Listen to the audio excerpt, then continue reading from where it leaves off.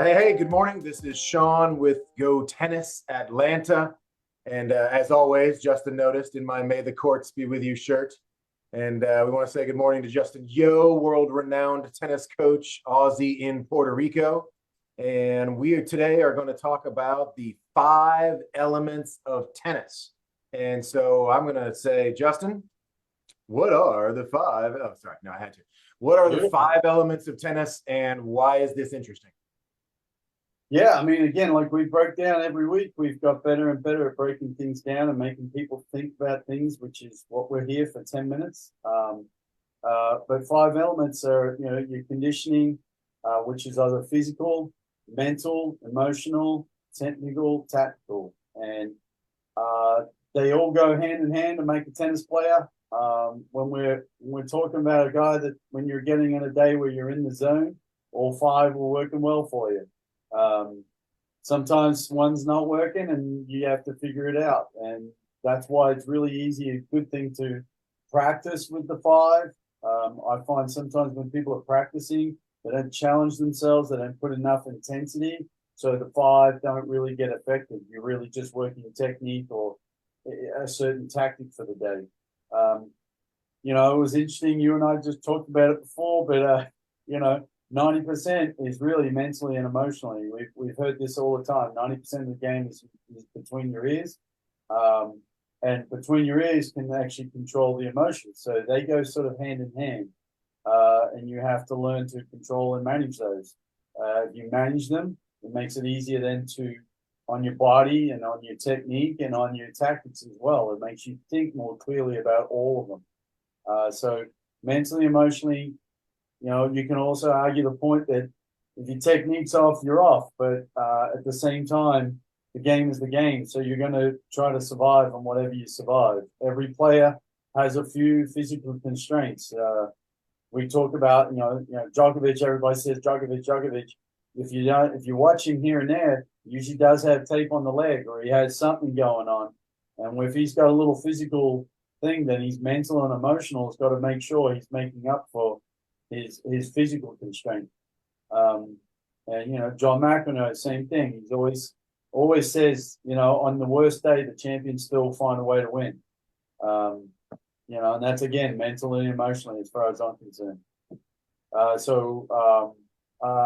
We've been talking about juniors to amateur players, junior development. I say if coaches are listening right now, because I ran massive academies, I would literally try to always in all drills or coaching sessions or academy sessions, you're trying to use all the elements. You're trying to always tamper them. You're trying to challenge them. You're always trying to make it harder on them because as they get old enough and they get to the best leagues, that's when they're going to need them the most. Ivan Lendl made a very good statement back in the days. He said juniors was his best year and his easiest year because once you play 18 and 16 and 14 and 12, you're only playing 2 age groups. He said it was fantastic. He said once I got an adult over 18, I was playing 30 and unders. So he's like, I had 18 years gap versus 2 years gap.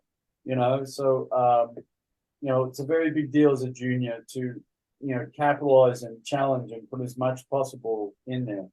If I can jump in with a question about that academy to say all 5, we do a lot of work, high level academies, just down to beginners, down to club players. And we say, okay, today we're going to really work on the technique of the forehand.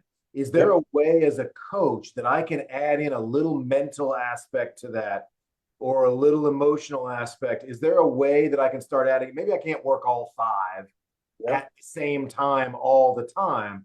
But can I add in some other element, whether it's scorekeeping to add pressure, or are there other examples of say, hey, we're going to work on technique and we're going to do windshield wipers. So you got to go out. It's going to be physical conditioning and this, and this. You're keeping score. You got to keep track intellectually.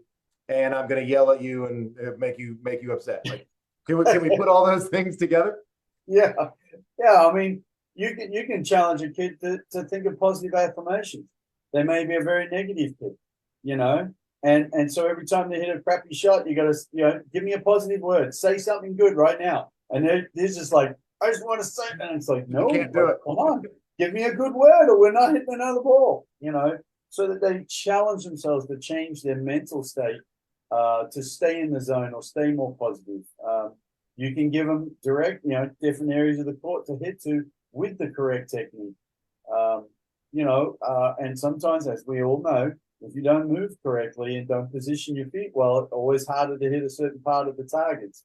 So, you know, there's so many elements that you can challenge them in those 5 things on every single aspect. I say golf, I mean, tennis is not golf. So no kid should be standing still working strokes. It just doesn't work. It's never going to happen in a game. So it should never happen on a tennis court. So, you know, so like, you know, you and I have talked about this. Mike Burrell's whole system is to get them playing as quick as possible. I agree, because they have to be moving. They have to learn to hit. They have to learn to keep the ball going. They have to learn attention span. All of those things are so critical sometimes, which I have to say, before technique, because you can have the most beautiful technique, but if you don't learn to get all those other things, your technique breaks down anyway. So, you know, it's a combination of it all, you know, all 5 of them to really, really make a tennis player. And when we go to an amateur, have a good look, ask your coach, or just analyze yourself. There's so many great apps, there's so many great things these days. Have your girlfriend and your wife sit and chart you on some things that you think you need in your game and have a good look at your stats. That way you can start to figure out of the 5, do I have them all, or which one do I need to work on? You know, did I break down mentally? Did I win on a forehand and the next point I lost? And then they'll win again and then I lost. You know, we used to graph our kids to show them that, you know, how many points they can patch together. That's really, really important to learn how to, you know, another ball and another ball, you know, basic systems. You want to break, but it breaks only worth a hold. If you don't hold, the break wasn't worth anything, you know. There's so many things that an amateur player can become better in those 5 elements.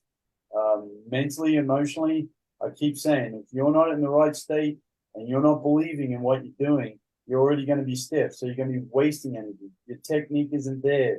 You're not going to be looking at the player and trying to find a way to break him down because you're too looking about yourself. You know, you and I have talked about this too, about internal, external. Internal thinking, external thinking. Internal thinking is away from the baseline. When you address the court, you should be thinking about what you got to do to beat that player. And last week we talked about A, B, and C. You should be thinking about A, B, and C on this point, and then the next point. And if you find a gap or you find something that hurts them, you never let go till they figure it out. You know, so you know, there's a lot in those 5 elements that people can learn from junior to even amateur. And then as a tennis player becomes really good junior wise, you got to put them in all uncomfortable situations to then help them to be a Djokovic or an Alcaraz or a Goff or a Williams sister. You know, Serena's story was wonderful. She was put in a situation where she got no attention, so she created the attention. You know, if anyone watched the movie, you can see it a mile away. Venus was the highlight and Serena was nowhere. And then she was like, I don't like being in the shadows. And look who had the bigger career. I mean, pretty simple, you know. I think does that cover all 5 a little bit? You got all 5. So name them again, go through them again one by one. Give me a quick little explanation. So it's physical. Physical is just your conditioning. You got to learn to be conditioned. And I mean, Alcaraz is the epitome of that right now. And Djokovic at his age, another epitome. Yeah. Girls, some of them are really fit. I'm not going to compare, but I can just say those 2 guys, especially, are just ridiculous athletes as far as I'm concerned. Nadal as well, but he's got some different styles game-wise. Those 2 specifically are impressive. So physical. Technical is very, very important for efficiency and for stroke efficiency and being able to make sure you can hit certain parts of the court.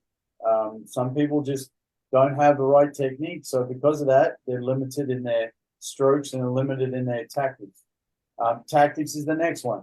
You know, you got to understand your tactics. You got to know your toolbox. If you know your toolbox, you're trying to use your tools against the other guy's tools. If he's got more tools than you got to find a way to break down his tools within your tools. If you try to play outside your tools, good luck mentally and emotionally. You know, so there you go. That's all of them. That's all of them. All right. So there you go. Nice little wrap up. Good luck mentally and emotionally there at the end. After you got toolbox issues, then you're going to have some intellectual and some emotional problems. Stay away from the cell phone. It's the worst thing in the world you can do before a match. There you go. I love it. Great final advice. Justin Yeo, thank you so much. We'll see you next week. Absolutely. Cheers, mate.